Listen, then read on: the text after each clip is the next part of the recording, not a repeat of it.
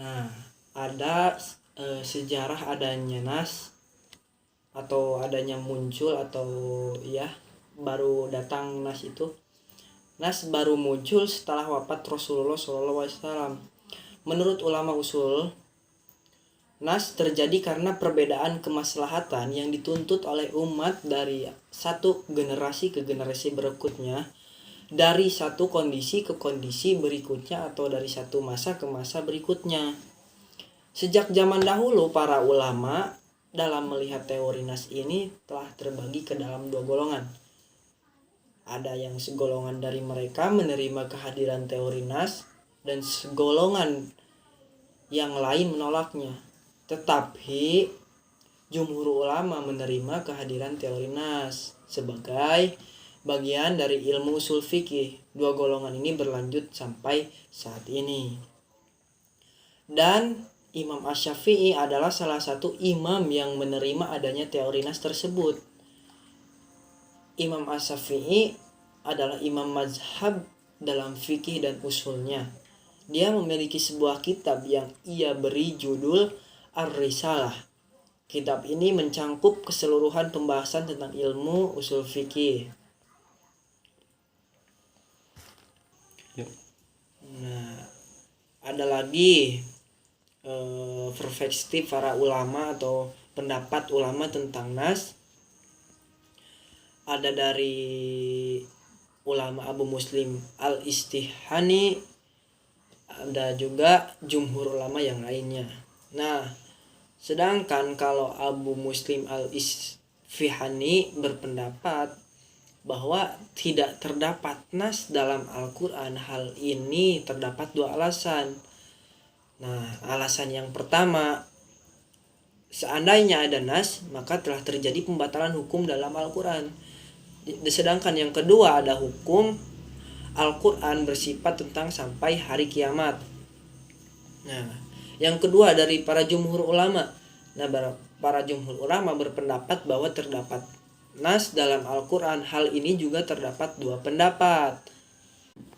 Assalamualaikum warahmatullahi wabarakatuh. Perkenalkan, nama saya Kustiawan, Prodi Ahwal Saksiyah, Institut Agama Islam Darussalam Ciamis, kelas 3 ASB, akan menjelaskan sedikit pengertian nas. Nah, secara etimologi atau bahasa, pengertian nas itu terbagi menjadi 3. Ada yang disebut al-ibtal, ada yang disebut al-ijalah, dan ada juga disebut al-naql. Nah, di sini yang disebut al-ibtal tersendiri yaitu penghapusan, sedangkan al-ijalah yaitu peniadaan, dan al-naqli yaitu perpindahan. Sedangkan secara terminologi atau istilah banyak berbagai pendapat, yaitu pendapat antara lain raf'ul hukmi syar'i bidalli syar'i mutaakhir, membatalkan suatu hukum dengan dalil yang datang kemudian. Ada juga yang berpendapat anas adalah jalan hukum yang syar'i, dengan dalil syar'i ia dibolehkan atau tidak dibolehkan berdasarkan akal.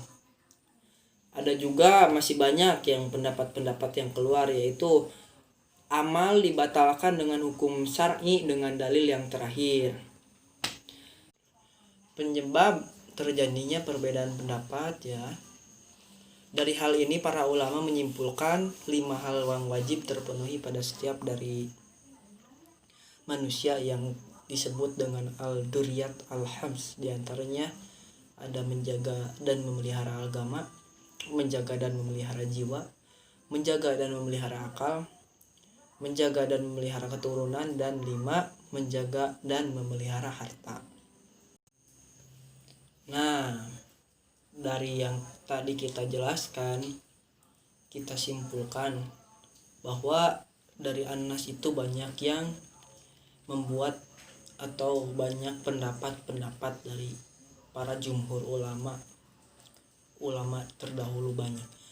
Nah, kita simpulkan dari semua pendapat ada yang pendapat yang terkuat, yaitu dari ulama yang membolehkan maupun yang menolak nas dalam Al-Quran memiliki sejumlah argumentasi guna memperkuat pendiriannya, baik berdasarkan dalil-dalil atau dalil akli dan terutama dalil nakli, ya, melalui penafsiran masing-masing terhadap ayat Al-Quran. Salah satu sebab perbedaan dalam menyikapi nas dalam Al-Quran adalah perbedaan penafsiran kata ayat pada surah Al-Quran. Ada dalam surah Al-Quran ayat Al-Baqarah ayat 2, surat kedua ayat 106, dan surat An-Nahl ayat ke-6, surat ke-16 ayat ke-101. Nah, alhamdulillahirobbilalamin, demikian presentasi dari saya. Mohon maaf bila ada kesalahan ataupun salah kata.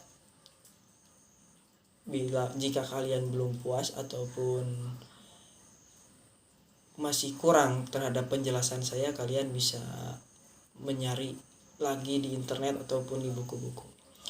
Wallahul muwaffiq ila aqwamit thoriq. Wassalamualaikum warahmatullahi wabarakatuh.